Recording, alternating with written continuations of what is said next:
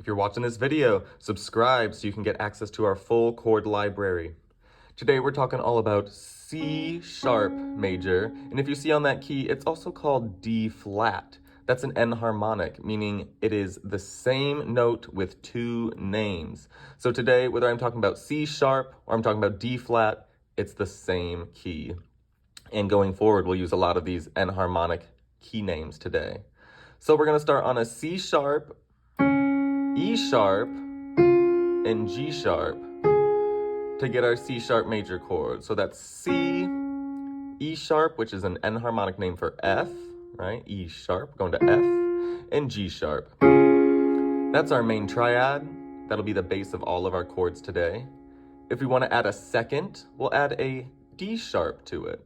The second note up from C sharp gives some nice color. I love it. If we need to add a fourth, a suspension, we're going to spell that D, G flat, A flat, and not give it that third note in the middle. Ooh, leaves us wanting more. If we need a C sharp or a D flat 5, we're going to spell that C sharp, G sharp, or D flat, A flat. Either way, we just need that open fifth, nothing in between. If it's a C sharp or a D flat 6, get that main chord going. And then we're going to add the sixth note, a B flat or an A sharp up on top. D flat, F, A flat, B flat. Real nice.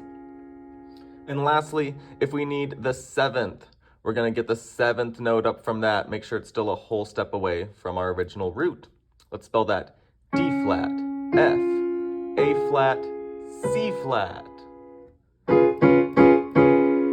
That's our D flat 7, or we could think of it as a C sharp 7, C sharp, E sharp, G sharp, B.